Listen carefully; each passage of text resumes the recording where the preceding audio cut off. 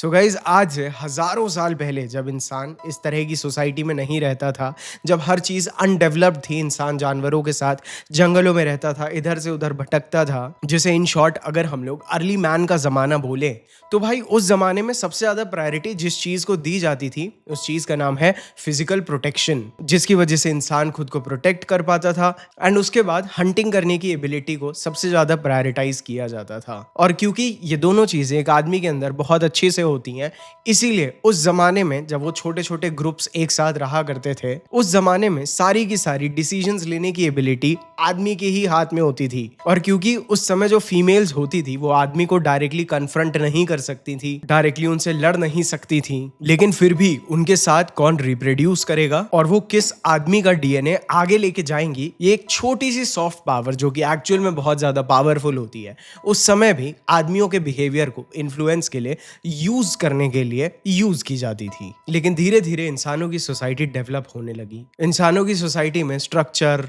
Law and इंसान की life को देखने का एक परसेप्शन बिल्ड होने लगा। लेकिन धीरे धीरे उस समय जो चीज सबसे ज्यादा पावरफुल एंड स्ट्रांग मानी जाती थी, विच वाज एक आदमी की ताकत, धीरे धीरे ना उसकी रेलेवेंस खत्म होती चली गई। लेकिन फिर भी आदमी के अंदर वो लॉजिक एंड रैशनैलिटी होने की वजह से जब सोसाइटी भी डेवलप हुई तो आदमी ने अपनी लॉजिकल डिसीजन मेकिंग का इस्तेमाल किया अपनी पावर को बरकरार रखने के लिए। एंड उसी के साथ साथ विमेन में भी वो इमोशनल इंटेलिजेंस समय के साथ डेवलप होती चली गई, जो उन्हें उस डोमिनेंट पावर स्ट्रक्चर्स में भी रेलेवेंट रखने के काम आए। पहले के जमाने में जहां पे वो लोग अपनी रिप्रोडक्शन किसके साथ करना है उस एबिलिटी का इस्तेमाल करती थी, बट धीरे धीरे वो चीज भी सोसाइटी के डेवलपमेंट की वजह से इररेलेवेंट होने लगी। एंड फिर भी अपनी पावर को बरकरार रखने के लिए धीरे धीरे फीमेल साइकोलॉजी में इस चीज का इवोल्यूशन हुआ और उन्होंने अपने अंदर ऐसे टैक्टिक्स जैसे विथ होल्डिंग एफेक्शन, यानी एक आदमी को प्यार देना है या नहीं ये डिसाइड करना, सोशल शेमिंग यानी किसी आदमी को सोसाइटी में बदनाम करना हो या नहीं, एंड सेक्सुअल सिलेक्शन कि किसके साथ मेट करना है या नहीं, इस चीज का मॉडर्न सोसाइटी में फीमेल्स यूज करने लगी to stay relevant and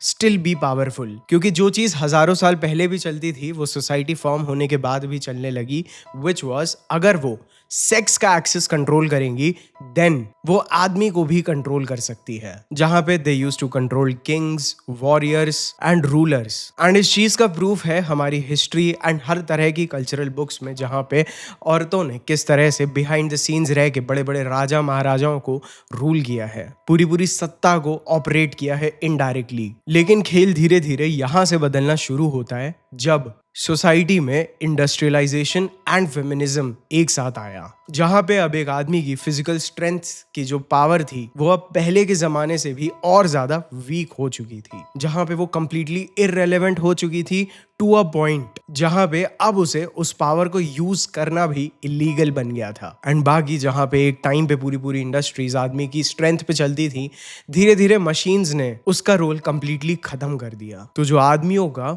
mail biological advantage था वो विथ टाइम कंप्लीटली खत्म हो गया। एंड धीरे धीरे पॉलिटिक्स ने, हॉलीवुड ने, बॉलीवुड ने, हर इंपॉर्टेंट पर्सन ने अटेंशन कैप्चर करने के लिए या पॉलिटिक्स में जीतने के लिए एक नरेटिव को धारण किया कि औरतों को कल्चरली दबाया जा रहा है, जिस चीज का आदमियों पे इसीलिए असर पड़ा क्योंकि इन चीजों ने आदमी के अंदर की मेल गिल्ट कॉम्प्लेक्स इंस्टिंक्ट, इसका बहुत जबरदस्त इस्तेमाल किया गया, जो कि आज भी किया जाता है by a lot of women कि भाई तुमने हमारे साथ हिस्ट्री में इतना बुरा किया था, अब तुम इस चीज से भुगतोगे। एंड धीरे धीरे मूवीज, सोशल मीडिया, हर जगह फेमिनिन इमोशंस को ग्लोरीफाई किया गया, वेयर एज मैस्कुलिन इंस्टिंक्ट्स को केवल toxic, aggressive and non required बोला गया। झूठे झूठे नरेटिव्स लाइक आदमी हमेशा औरतों को अब्यूज करते हैं और औरतें हमेशा विक्टिम होती हैं, धीरे धीरे पूरे कल्चर एंड सोसाइटी को इस तरह से पलट दिया गया कि जहां पे अब सच से ज्यादा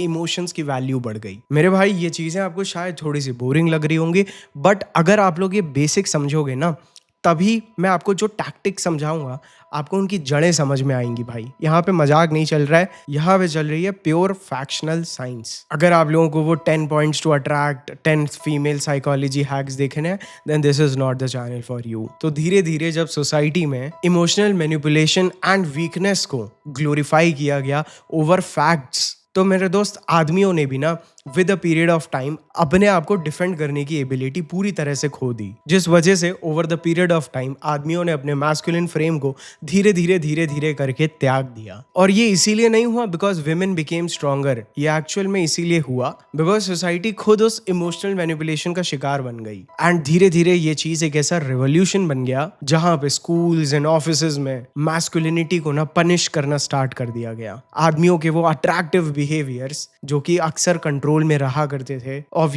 being loud, being dominant, being powerful, वो मैस्कुलिन कॉन्फिडेंस, वो लड़कियों से फ्लर्ट भी करना, इन चीजों को with a period of time shame and punish करना स्टार्ट कर दिया गया। छोटे छोटे लड़कों के अंदर की वो मैस्कुलिन एनर्जी, वो रफ प्ले एंड इवन वो लड़कियों से ना डरना, बीइंग अल्टीमेटली कॉन्फिडेंट, इन चीजों को इतना डीमोनाइज किया गया that men started becoming simp. क्योंकि उस समय सिम्प बिहेवियर को ना एंकरेज करना शुरू कर दिया गया था। क्योंकि जो फ्रेम कंट्रोल की पावर कुदरत ने आदमी को दी थी ना, वो फ्रेम कंट्रोल की पावर ही धीरे धीरे इस मैनिपुलेशन की मदद से सोसाइटी ने आदमी से छीन ली। And on the other hand female emotional expressions, even जो नेगेटिव होते हैं, उनको ग्लोरीफाई करना कंप्लीटली स्टार्ट कर दिया गया था। फिर आदमी के पास अपनी डेटिंग एंड मेटिंग सक्सेस के लिए कोई ऑप्शन नहीं बचा। देन वो धीरे धीरे खुद ब खुद simp, people pleasers, approval seekers बन गए। डेटिंग की एबिलिटी तो खत्म हो ही गई, बट लीडरशिप क्वालिटीज भी आदमियों के अंदर से छीन ली गई। जहां पे आज की डेट में एक ऐसी जनरेशन पैदा हुई जहां पे हर आदमी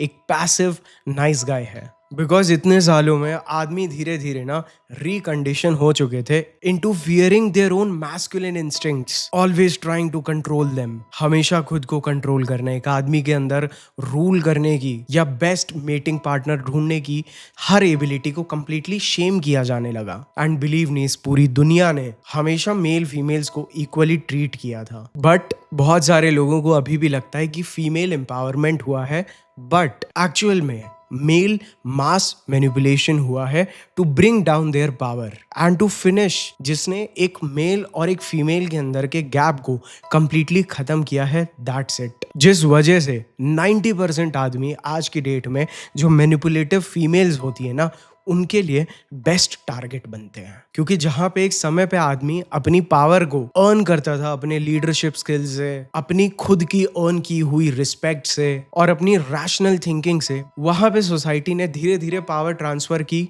टू व्हाट, विक्टिमहुड। और हमें तो बहुत परेशान किया जाता है, तो पावर हमारे हाथ में होनी चाहिए। इस तरह से जो ट्रू इक्वालिटी हुआ करती थी ना, उसको हाईजैक कर लिया गया। एंड जैसे ही पावर विक्टिमहुड को मिली, मैनिपुलेशन को मिली, इमोशनल एक्सप्रेशन को मिली, आप देखिए उसी टाइम पे division among the gender start हुआ। That is where the equality ended. अब after understanding the history and ये तख्ता पलट हुआ कैसे, आई बिलीव दैट अब आपको फाइनली समझ में आएगा कि आप एज अ मैन इन 2025 किस चीज से डील कर रहे हो। क्योंकि आज की डेट में जो 90% मॉडर्न विमेन है, वो अपनी सॉफ्ट मैनिपुलेशन, इसका मतलब मैंने पहले भी बताया है कि कौन उनके साथ मेट करेगा, कौन उनके साथ सोएगा, इस पावर का इस्तेमाल करना, इसको हम सॉफ्ट मैनिपुलेशन बोलेंगे। इसका इस्तेमाल करने लगी to have the power, but accountability को अवॉइड करने के लिए, और अपनी फीमेल डिजायर्स जैसे अटेंशन,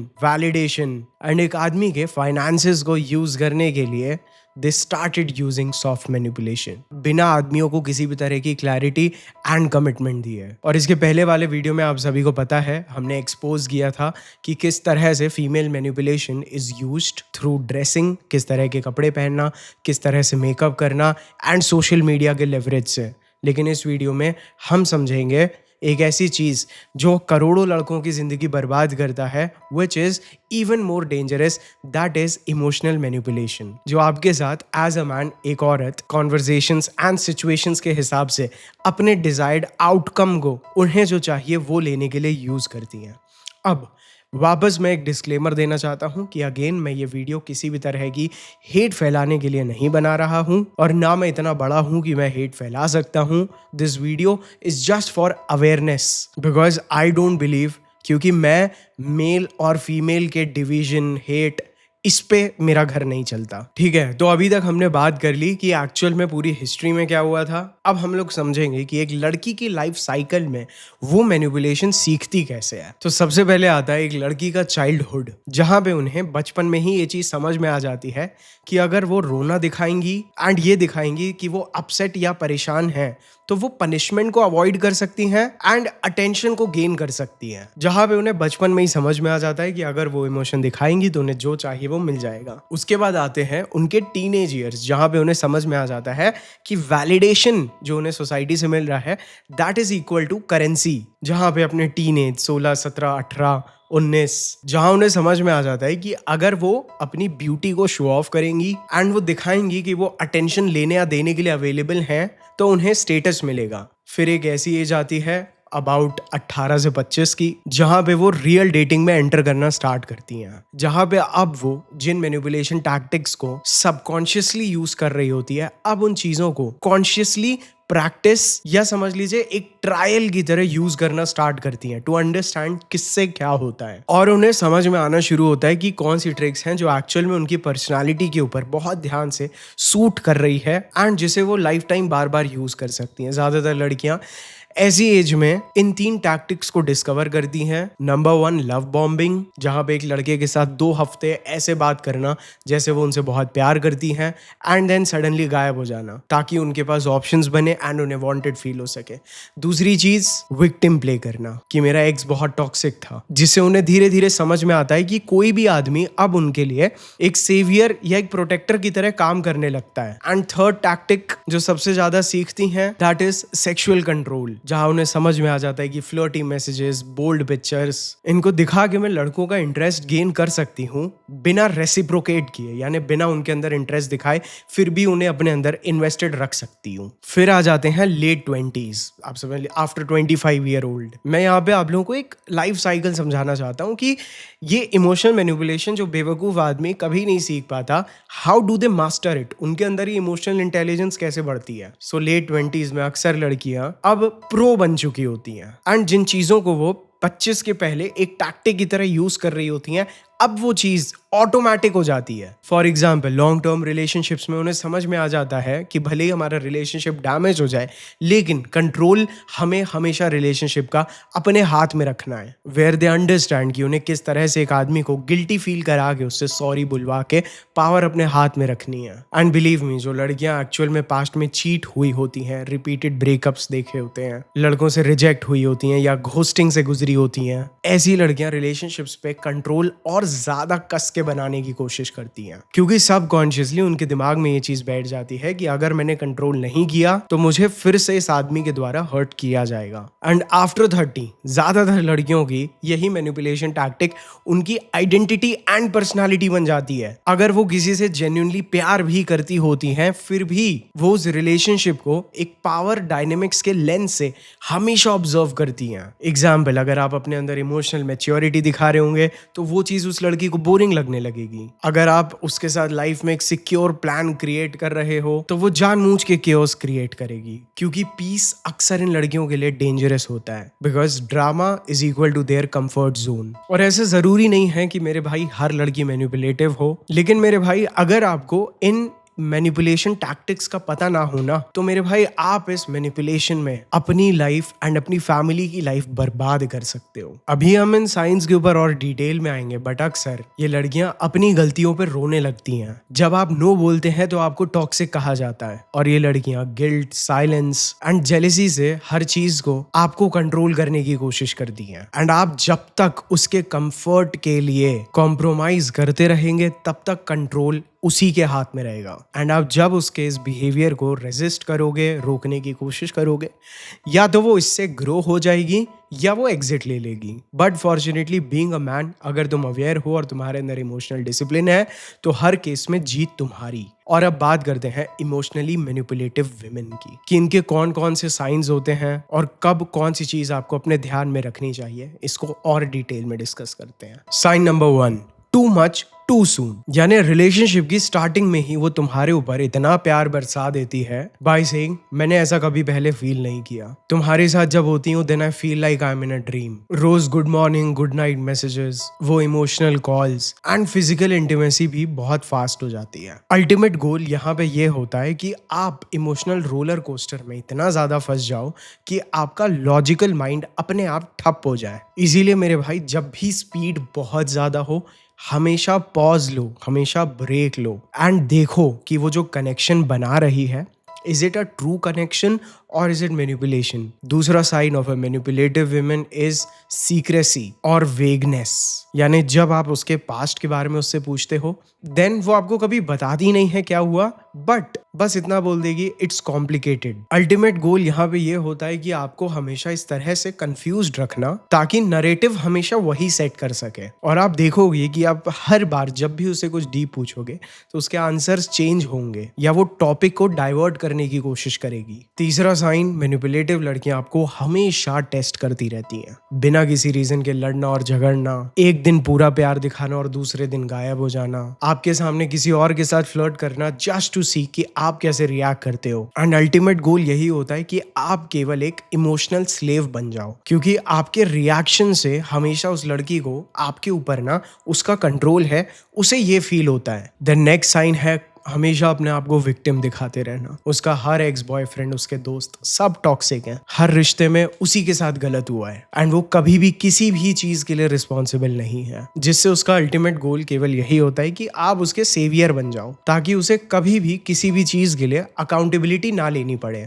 एंड खुद को विक्टिम बना के जिन लोगों ने उसे जिस तरह से हर्ट किया है वो स्टोरी सुन के आपके माइंड में एक प्रेशर बिल्ड हो कि मैं इन लोगों से अलग कैसे बन सकता हूँ। उसके बाद आ जाता है हमारा fifth sign of a manipulative women, which is कि ये अपनी पब्लिक एंड सोशल इमेज को ना क्रिएट करती हैं because they never show what they really are. Instagram पे प्रोवोकेटिव इमेजेस, प्रोवोकेटिव कपड़े, इन चीजों का इस्तेमाल करना एंड इन प्राइवेट तुम्हारे साथ स्पिरिचुअलिटी की बातें करना। सोशली इतना ज्यादा एक्टिव होने के बाद ऐसी चीजें बोलना कि मैं एक बहुत प्राइवेट इंसान हूँ, क्योंकि इनका अल्टीमेट गोल होता है कि ये पब्लिक में हमेशा अपने आप को इनोसेंट दिखा सकें एंड अंदर से कॉन्स्टेंटली वैलिडेशन चेज करना। इसीलिए आप जब भी देखते हो कि किसी लड़की की पब्लिक इमेज अलग है and privately she is very different, तो समझो that it's just a mask. उसके बाद आ जाता है हमारा sixth point, which is physical intimacy के थ्रू कंट्रोल करना। कोई भी डिसएग्रीमेंट या आर्ग्यूमेंट होने पे लड़की का आपसे ये कहना कि अभी मेरा मूड नहीं है, जो चीज आपको केवल सबकॉन्शियसली ये ट्रेन कराने के लिए यूज की जाती है कि जब आप उसके हिसाब से चलोगे केवल तभी आपको सेक्सुअली रिवॉर्ड करूंगी, अगर नहीं तो सेक्सुअली पनिश। उसके बाद आ जाता है हमारा seventh point, which is blaming you for everything. वो कुछ भी फील करे तुम्हारी गलती, तुमने मुझे इनसिक्योर फील कराया, तुम्हारी वजह से मेरा मूड खराब हुआ, मैं तुम्हारी वजह से ये नहीं कर पा रही। क्योंकि उनका अल्टीमेट गोल यही होता है कि तुम्हें इतना गिल्ट में डालो, इतना गिल्ट में डालो कि तुम्हारी मैस्कुलिन वॉइस या तुम्हारी खुद का ओपिनियन एंड वॉइस कंप्लीटली खत्म हो जाए। फॉर एग्जाम्पल, तुमने किसी चीज को बहुत कामली और प्यार से समझाया बट तुम्हें उसका रिस्पॉन्स क्या मिलता है, तुमने मेरी फीलिंग्स को इनवैलिडेट किया। इसीलिए ऐसे मोमेंट्स के लिए मैं लड़कों को हमेशा यही कहूंगा कि फैक्ट्स को समझो, फैक्ट्स पे टिके रहो और फैक्ट्स पे ही बिलीव करो। जस्ट बिकॉज कोई आपके ऊपर कुछ ब्लेम कर रहा है दैट डजंट मीन कि आप उस ब्लेम को ओन करो। 8 sign of a manipulative women, randomly breakup की बातें करना। सब कुछ नॉर्मल चल रहा है एंड अचानक से आपको एक मैसेज आ जाता है कि हमें शायद अलग हो जाना चाहिए, क्योंकि उस समय उनका अल्टीमेट गोल यही होता है कि हमेशा आपकी इमोशनल फाउंडेशन को हमेशा हिलाते रहना एंड आपको हमेशा इमोशनली अनस्टेबल रखना, क्योंकि तभी तो आपके ऊपर कंट्रोल किया जाएगा। सो आपके साथ इमोशनल ब्लैकमेल कब हो रहा है, इस चीज को प्रॉपरली रिकॉग्नाइज करिए एंड अगर वो बार बार हो रहा है देन मेरे दोस्त उस लड़की को अलविदा कहने का समय है। Point number 9 of a manipulative women, वो कभी भी अपोलोजाइज नहीं करती। भले ही उसकी गलती हो लेकिन कॉन्वर्सेशन हमेशा घुमा के इस चीज पे आएगा कि गलती आपकी है, ताकि अल्टीमेटली आप सॉरी बोले एंड वो क्लीन चिट हो जाए विदाउट एनी अकाउंटेबिलिटी। क्योंकि ऐसी लड़कियां कभी भी ग्रोथ में इंटरेस्टेड नहीं होती हैं, उन्हें केवल कंट्रोल में इंटरेस्ट होता है। Next sign of a manipulative women is कि वो धीरे धीरे आपको आइसोलेट करती हैं। आपसे कहना कि आपके दोस्त अच्छे अच्छे नहीं है, आपकी फैमिली अच्छी नहीं है, मुझे लगता है कि तुम उनके साथ अपना टाइम वेस्ट करते हो, क्योंकि उनका अल्टीमेट ऑब्जेक्टिव होता है आपके आसपास के आपके सपोर्ट सिस्टम को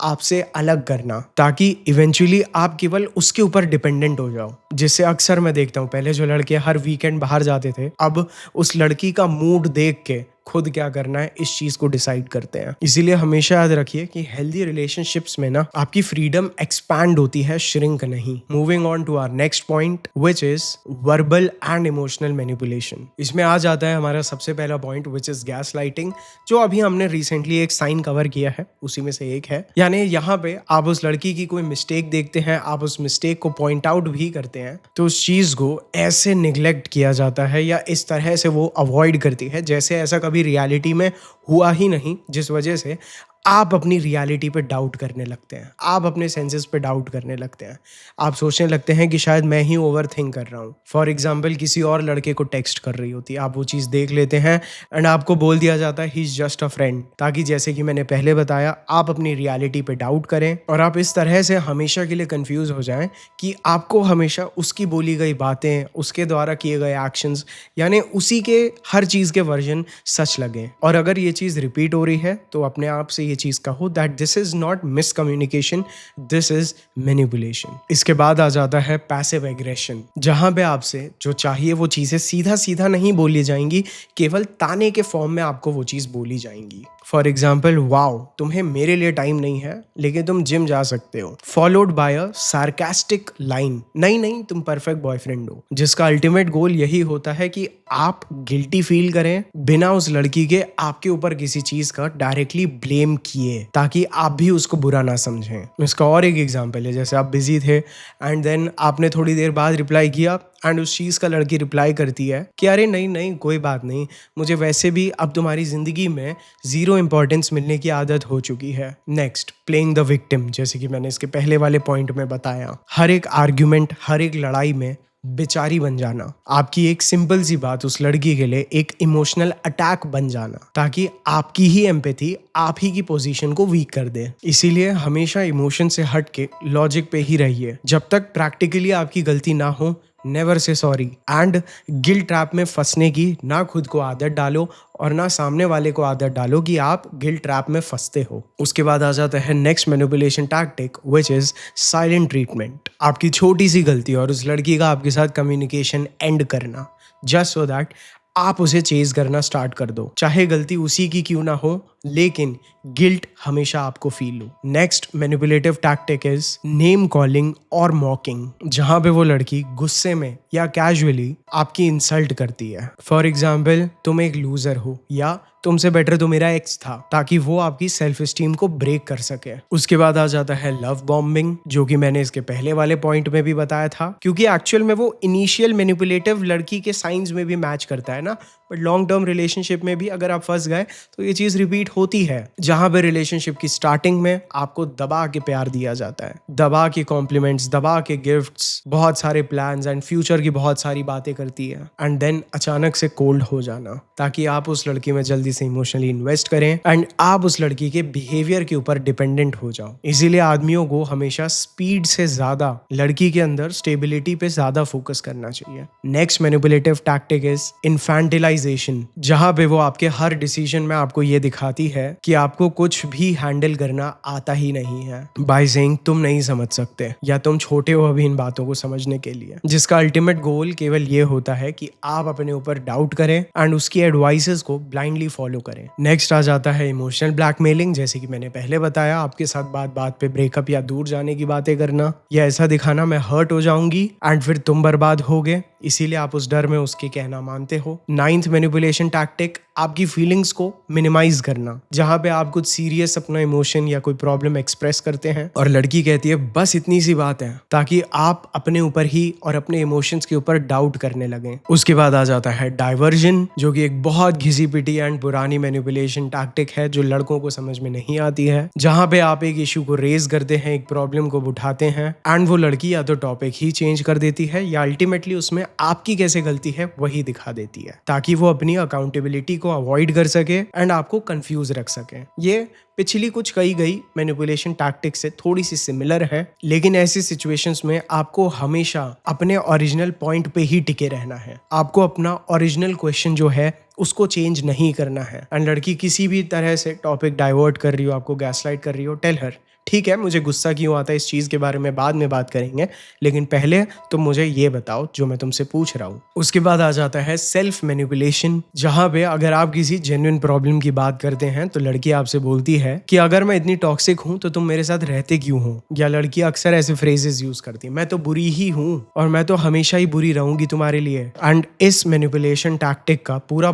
पॉइंट केवल ये होता है ताकि आप वापस उस पॉइंट को कभी भी ना उठा पाओ। उसके बाद मैनिपुलेटिव लड़कियां हमेशा वेपनाइज्ड सेल्फ डिस्क्लोजर का इस्तेमाल करती हैं। स्टार्टिंग में आपको अपना trauma, dark secrets and depression show करना, ताकि आपको ऐसा लगने लगे कि वो लड़की आपके ऊपर ट्रस्ट करती है। लेकिन उस लड़की का केवल इतना सा गोल होता है कि वो आपके साथ जल्द से जल्द इंटीमेसी डेवलप कर सके एंड आपका जो गार्ड है उसको डाउन कर सके, ताकि आप उसके बिहेवियर्स के ऊपर कोई भी क्वेश्चन ना करें। इसके बाद आ जाता है वो वाला मैनिपुलेशन जो आपकी ग्रोथ को कंट्रोल करता है एंड आपकी मैस्कुलिनिटी को सबोटाज। इसमें आ जाता है सबसे पहला फेमिनिस्ट और जेंडर रोल मैनिपुलेशन, यानी यहाँ पे जब आप अपने अंदर की मैस्कुलिन एनर्जी को शो करते हैं, डिसीजंस लेते हैं, रैशनल रहते हैं, लॉजिकल रहते हैं, लड़की आपसे बोलने लगती है कि तुम्हारा ईगो कितना बड़ा है, तुम हमेशा डोमिनेट करते हो, ताकि ये कह के वो लड़की तुम्हें being a man guilt feel करा सके एंड आप अपनी नेचुरल पावर्स को सप्रेस करने लगो।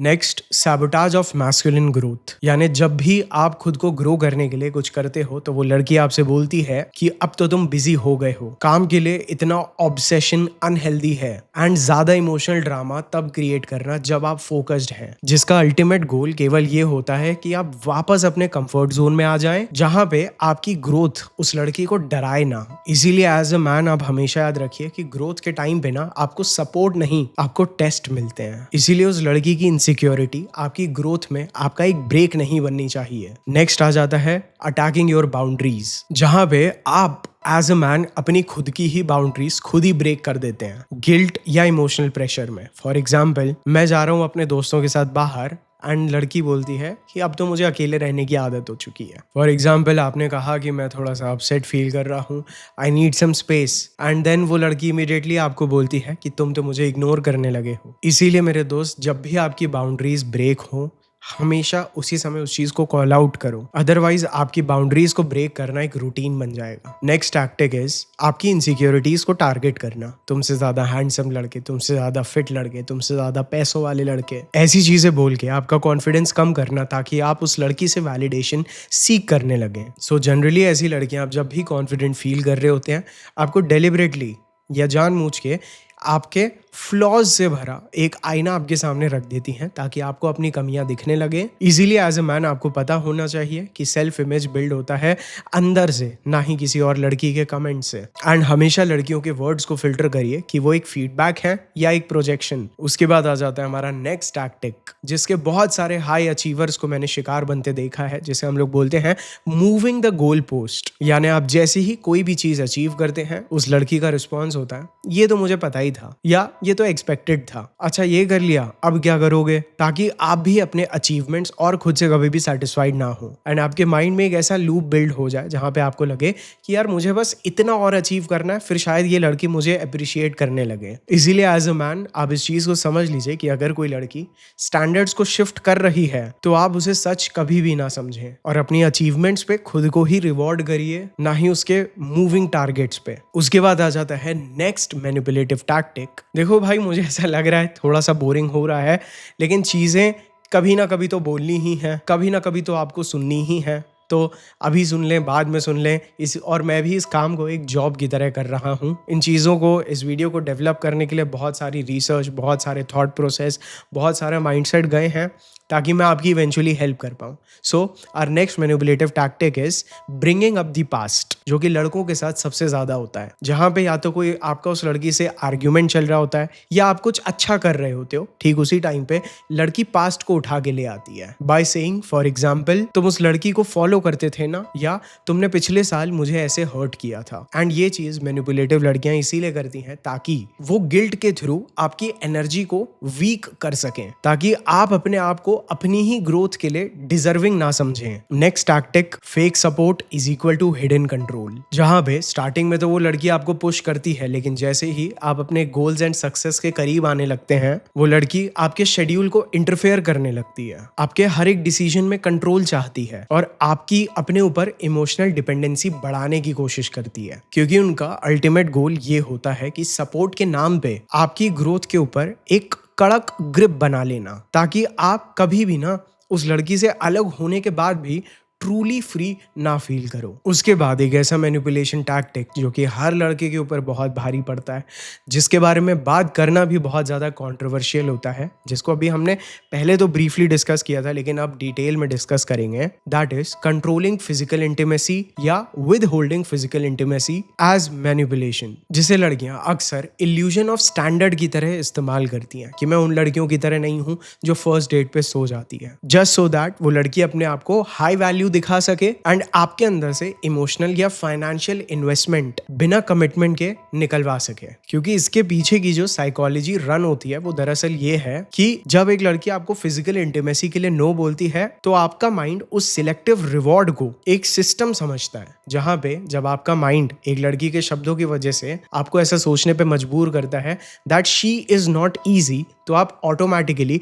उसके लिए और ज्यादा मेहनत और एफर्ट्स डालने लगते हैं। इसीलिए ऐसे टाइम पे आप हमेशा इस चीज को नोटिस करिए कि क्या उसके ये जो स्टैंडर्ड्स हैं इसके लिए वो लड़की कंसिस्टेंट है, या ये स्टैंडर्ड्स केवल आपके ऊपर लागू होते हैं, जिसके लिए अक्सर लड़कियां रिलीजियस एंड कल्चरल कवर का भी इस्तेमाल करती हैं, जैसे मुझे शादी से पहले अलाउड नहीं है, सो दैट वो फिजिकल बॉन्डिंग को डीले कर सके, लेकिन फिर भी आपको इमोशनली, फाइनेंशियली एंड सोशली अपने अंदर इन्वेस्टेड रखे। एंड इसका वर्स्ट केस तब होता है जब आप एक लड़की के साथ सालों से रिलेशनशिप में हैं, उसको पता है कि आप उसे लेके शादी को लेके सीरियस हैं, बट फिर भी वो बोलती है कि अभी सही टाइम नहीं है, लेकिन फिर भी क्लब जाना, लड़कों के साथ फ्लर्ट करना, ये सारे सोशल बिहेवियर्स आर ऑन। इसीलिए मैं ये नहीं बोल रहा हूँ कि कल्चर एंड रिलीजन में कोई प्रॉब्लम है, मैं बस यही बोल रहा हूँ कि आपको चेक करना है कि कहीं इनका बहाना देके आपको यूज करने के लिए तो नहीं इस चीज का इस्तेमाल किया जा रहा है। क्योंकि अगर कोई लड़की मेरे एक्सपीरियंस से या मेरे हिसाब से प्री मैरिटल इंटीमेसी यानी शादी से पहले फिजिकल होने में बिलीव नहीं करती है, तो जनरली मैंने जब इन लड़कियों को देखा है तो वो मेल अटेंशन एंड वैलिडेशन भी इतना ज्यादा सीख नहीं करती। जो लड़की अपनी वर्जिनिटी को वैल्यू करती है वो रैंडम लड़कों को Instagram, social media pay attention नहीं देती, उनके डीएम्स का रिप्लाई नहीं करती, क्योंकि वो इस चीज में बिलीव करती है कि अगर मुझे इस लड़के से शादी नहीं करनी है तो मुझे इसके साथ इमोशनल इंटीमेसी बिल्ड करके भी कुछ नहीं मिलेगा। एंड मेरे हिसाब से जब एक लड़की कल्चर एंड रिलीजन का रीजन देती है तो उसके पीछे ये अलाइनमेंट बहुत इंपॉर्टेंट है, क्योंकि आज की डेट में ज्यादातर लड़कियों को ये पता है कि अगर वो इस dating and relationship and attention validation वाले रास्ते पे आ रही हैं तो ये modern dating physical intimacy demand करती है, लेकिन फिर भी वो naive and easy to manipulate, जो इसके बारे में अभी मैं आगे बात करूंगा। क्योंकि मेरे हिसाब से अगर आप एक लड़की को अटेंशन, वैलिडेशन, गिफ्ट्स, टाइम सब देते हैं एंड रिटर्न में आपको केवल मोरालिटी का चैप्टर सुनने मिलता है, तो मेरे दोस्त ये चीज मोरालिटी नहीं मैनिपुलेशन है। उसके बाद आ जाता है हमारा अगला मैनिपुलेटिव टैक्टिक जो आज की डेट में बहुत ज्यादा कॉमन हो चुका है, दैट इज मैं हील हो रही हूँ, यानी using healing as an excuse. जहां पे लड़की आपको बोलती तो है कि मैं हीलिंग कर रही हूँ, मुझे टाइम चाहिए, लेकिन फिर भी उस लड़की का बिहेवियर टॉक्सिक है, उसे अभी भी मूड स्विंग्स आ रहे हैं, आपको मिक्स्ड सिग्नल्स दे रही है एंड यू सी कि वो लड़की आपको कंट्रोल करना चाहती है। क्योंकि अक्सर ऐसी चीजों के समय पे लड़कियों का गोल होता है कि आप उसके हीलिंग फेज की रिस्पेक्ट करें, लेकिन आप खुद इमोशनली स्टक रहे। उसके बाद आ जाता है विलिफाइंग द विक्टिम, जहां पे या तो आपने एक ब्रेकअप इनिशिएट किया है या एक स्ट्रिक्ट बाउंड्री सेट की है, लेकिन आपके ऐसे करते ही वो लड़की आपको एक विलन बना देती है ताकि वो आपके कैरेक्टर को असैसिनेट कर सके और आपको डाउट में डाले। उसके बाद आ जाता है प्लेइंग द सर्वेंट, जहां पे वो लड़की आपके लिए सब कुछ करती है, लेकिन आप जैसे ही किसी भी चीज के लिए रिफ्यूज करते हैं तो वो लड़की आपके अंदर गिल्ट ट्रिप स्टार्ट कर देती है बाय सेइंग मैं तुम्हारे लिए क्या क्या नहीं करती, ताकि आपके अंदर एक इमोशनल डेप्थ क्रिएट हो। कि आपने उस लड़की से बहुत कुछ लिया है एंड आप उस लड़की की हर बात मानना स्टार्ट कर दें। इसीलिए एज अ मैन अगर कोई लड़की आपके लिए कुछ करती है तो उसकी काइंडनेस को अप्रिशिएट करिए, लेकिन उसकी उस काइंडनेस को लोन मत समझिए कि इसने मेरे ऊपर उधार चढ़ा दिया है। बिकॉज यू शुड नो कि इमोशनल फेवर्स का मतलब ये नहीं कि आप लाइफ लॉन्ग उस लड़की के लिए ऑब्लिगेटेड रहें। उसके बाद जो चीज सबसे ज्यादा इस्तेमाल की जाती है दैट इज ब्रेड क्रम्बिंग, जिसका मतलब इसे इतना मारो लेकिन फिर भी इसे मरने मत दो। जहां पे आप उस लड़की को पसंद तो होते हैं लेकिन इतने पसंद नहीं होते कि वो आपके साथ कमिट हो जाए, तो वो आपको एज एन ऑप्शन हमेशा रखती है। उसके बाद आ जाता है सिचुएशनशिप लूपिंग, जहां पे लड़की बोलती है मुझे प्यार से डर लगता है, मैं रिलेशनशिप से दूर रहना चाहती हूँ, लेकिन फिर भी वो लड़की दिन रात आपसे बातें करती है, इमोशनली चीजें शेयर करने के लिए, इमोशनली बॉन्ड के लिए हमेशा रेडी रहती है। ऐसी लड़कियों से बचिए, क्योंकि ये लड़कियां आपके इमोशनल सपोर्ट का ही बेनिफिट लेती हैं विदाउट एनी लेबल और या आपकी रिस्पॉन्सिबिलिटी, जिसकी वजह से बहुत सारी लड़कियां एक मेल ऑर्बिट क्रिएट करती हैं। एक ट्रैवल करने के लिए लड़का, एक कॉफी पीने के लिए लड़का, एक बैकअप बॉयफ्रेंड, एक ऐसा लड़का जो मुझे पैसे मेरे ऊपर खर्च करता है। They want all of them, जिसमें से एक कैटेगरी है कि जो लड़का उसके हर इंस्टाग्राम पोस्ट पे कमेंट करे। इसीलिए अगर कोई लड़की आपको पर्पसली कंफ्यूज कर रही है कि वो आपको पसंद करती है या नहीं एंड आप उसके अंदर और ज़्यादा इन्वेस्टेड होते जा रहे हैं, so always ask yourself these 3 questions. Number 1, क्या ये लड़की मुझे जानबूझ के क्लैरिटी दे रही है या कंफ्यूजन क्रिएट कर रही है? नंबर 2, क्या वो लड़की तुमसे चीजें एक्सपेक्ट कर रही है बिना खुद कुछ ऑफर किए? एंड नंबर 3, क्या हर बार उस लड़की को तुम ही चेज कर रहे हो? Ask yourself these 3 questions. और ये वीडियो मेरे लिए बनाना इसीलिए जरूरी है क्योंकि ऐसी लड़कियां अपनी लाइफ को ना एक पावर गेम की तरह देखती हैं, एक रिलेशनशिप को एक पावर गेम की तरह देखती हैं instead of a love story. और ये लड़कियां लव को ना ट्रांजैक्शनल समझती हैं। इनके लिए प्यार का मतलब कि तुम मुझे क्या दे सकते हो, क्योंकि ऐसी लड़कियां सच को निग्लेक्ट करती हैं एंड अपने लिए ऐसी कहानियां ढूंढती हैं जिसमें वो फैक्ट्स को इजीली ट्विस्ट कर सकें, रियलिटी को डिस्टॉर्ट कर सकें, चीजों को सिलेक्टिवली याद रख सकें ताकि वो और ज्यादा अपना एक विक्टिम वर्जन बन सकें। क्योंकि इन लड़कियों के लिए सच वही होता है जो इन लड़कियों का आपके ऊपर अपना कंट्रोल बनाए रखे। एंड अक्सर ऐसी लड़कियों के लिए good men are boring and chaotic men are challenges. अगर तुम एक स्टेबल, रिस्पेक्टफुल एंड प्रेडिक्टेबल आदमी हो तो तुम इन लड़कियों को बहुत बोरिंग लगते हो, जो कि बहुत अच्छी बात है क्योंकि उन लड़कियों के अंदर का जो डोपामीन होता है वो ड्रामा से आता है, अनप्रेडिक्टेबिलिटी से आता है। ये लड़कियां डिसेंट गाइज को फ्रेंड जोन करती हैं, उन लड़कों के पीछे भागती हैं जो लड़के उन्हें एक इमोशनल रोलर कोस्टर देते हैं, क्योंकि इन लड़कियों के लिए chaos is equal to chemistry होता है। एंड बिलीव मी, इन लड़कियों को कंट्रोल से भी इतना मतलब नहीं होता जितना मतलब इन्हें केओस से होता है, ड्रामा से होता है। क्योंकि इन लड़कियों के लिए attention is equal to oxygen होता है। अगर उस लड़की को एक सेकंड भी ऐसा लगता है कि आप उसे इग्नोर कर रहे हैं तो या तो वो लड़की ड्रामा करेगी या आपको सेड्यूस करने की कोशिश। एंड इससे पहले कि मैं आप लोगों को ये बताऊं कि इनमें से कौन सी ऐसी टैक्टिक्स हैं जो लड़कियां नेगेटिवली यूज़ कर रही हैं और कौन सी ऐसी लड़कियां हैं जो बस केवल अपने फीमेल नेचर की वजह से इन चीज़ों का इस्तेमाल कर रही हैं, उस बारे में बताऊं। मैं कुछ और मैनिपुलेटिव टैक्टिक्स आपको बताना चाहता हूं जिससे आपकी सेल्फ इमेज लो होती है, विच इज पब्लिकली आपको इंसल्ट करना, सबके सामने आपके नाम के ऊपर एक जोक करना ताकि आप सबके सामने पब्लिकली छोटे लगने लगें और वो लड़की खुद को सुपीरियर या कंट्रोलर ऑफ द रिलेशनशिप दिखाए। एंड धीरे धीरे जो प्राइवेट रिस्पेक्ट है उसमें भी उसको रिस्पेक्ट करना आपका इतना ज्यादा जरूरी ना लगे, because this is known as social emasculation. Then comes selective storytelling, जिसका मतलब आपकी कहानी वर्जन उसका, जहां पे वो लड़की अपनी स्टोरीज का केवल अपने दोस्तों को वही वर्जन सुनाती है जिसमें वो इनोसेंट लगे, सेइंग मैं तो बस टाइम मांग रही थी एंड उसने मेरे साथ ये किया, ताकि वो धीरे धीरे तुम्हारे अगेंस्ट एक सोशल बायस क्रिएट कर सके। सिंपैथी लेके एक सपोर्ट सिस्टम क्रिएट करना ताकि आप आइसोलेटेड फील करने लगे। देन सबके सामने एक परफेक्ट गर्लफ्रेंड एंड वाइफ वाली इमेज क्रिएट करना, लेकिन अंदर से वही टॉक्सिक बिहेवियर। पब्लिक में आपके प्रति लव, केयर एंड सपोर्ट दिखाना, बट प्राइवेट में rude, disrespectful and completely distant show करना, जिसका सीधा सीधा गोल केवल ये होता है कि अगर आप ब्रेकअप या कॉन्फ्लिक्ट की बात करें तो सारा समाज आपको टॉक्सिक समझे। इसीलिए वो पब्लिक इमेज के जरिए अपने एक्शंस को जस्टिफाई करती है कि देखो मैं तो बहुत अच्छी थी। Then comes financial and resource based manipulation, जिसका शिकार 99% आदमी होता है, जहां पे जस्ट बिकॉज आप उस लड़की के ऊपर पैसे नहीं खर्च कर रहे, then the girl says you don't care about me, यानी पैसे को इमोशन से जोड़ना, ताकि आपको धीरे धीरे ऐसा लगने लगे कि फाइनेंशियल गिविंग ही प्यार का एक असली प्रूफ है। अब हम बात करते हैं जेन्युइन वर्सेस मैनिपुलेटिव विमेन की, जहां पे मैनिपुलेटिव लड़कियां जब भी आप उनसे अलग होने की बात करते हैं तो हमेशा सेम पैटर्न निकल के आता है, same emotional blackmailing, same guilt tripping and same वैसा ही रोना धोना। लेकिन जहां पे एक जेन्युइन कनेक्शन होता है वहां पे मोमेंटरीली एक या दो बार हो जाता है,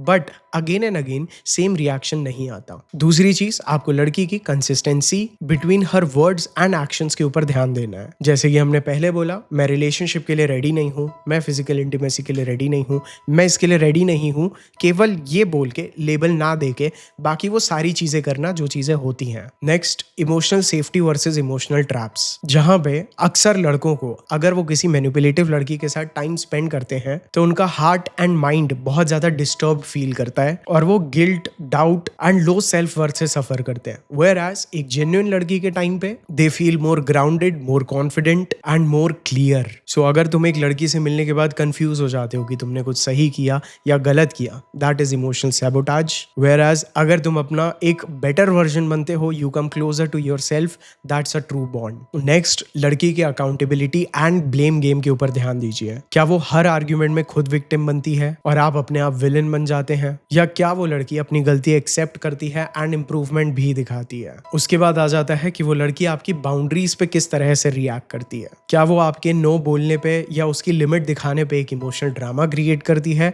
या वो लड़की चाहे आपकी बाउंड्री सेट करने से हर्ट हो लेकिन फिर भी उसकी रिस्पेक्ट करती है। नेक्स्ट आ जाता है सैक्रिफाइस स्कोर कीपिंग, जहां पे मैनिपुलेटिव लड़कियां आपसे बार बार ये चीज कहती हैं, मैं तुम्हारे लिए सब कुछ करती हूँ, वेयर एज एक जेन्युइन लड़की बिना मैं तुम्हारे लिए ये करती हूँ इन चीजों को लाउडली अनाउंस किए एंड बिना रिटर्न एक्सपेक्ट किए आपके लिए करती है। इसीलिए याद रखिए, रियल लव आपकी मैस्कुलिन आइडेंटिटी को रिस्पेक्ट करता है, वेयर एज मैनिपुलेशन आपकी उसी मैस्कुलिन आइडेंटिटी को यूज करता है। जेन्युइन विमेन हमेशा आपको ग्रो कराएंगी, आपको इमोशनली सेफ फील करवाएंगी एंड आपके डिसीजंस एंड डिग्निटी की रिस्पेक्ट करेंगी, whereas manipulative women on the other hand आपको हमेशा चेज एंड कंफ्यूजन में रखेंगी, आपसे हमेशा ओवर कंपनसेट करवाएंगी एंड आपके सेंस ऑफ सेल्फ को वीक करेंगी। एंड याद रखिए, ये फीमेल मैनिपुलेशन आपके ऊपर केवल तब वर्क कर सकता है जो आदमी खुद के ही अंदर से डिस्कनेक्टेड होता है। जब तक आप अपनी बाउंड्रीज, स्टैंडर्ड्स एंड आइडेंटिटी को सैक्रिफाइस करते रहेंगे तब तक आप वल्नरेबल रहेंगे। So guys, I hope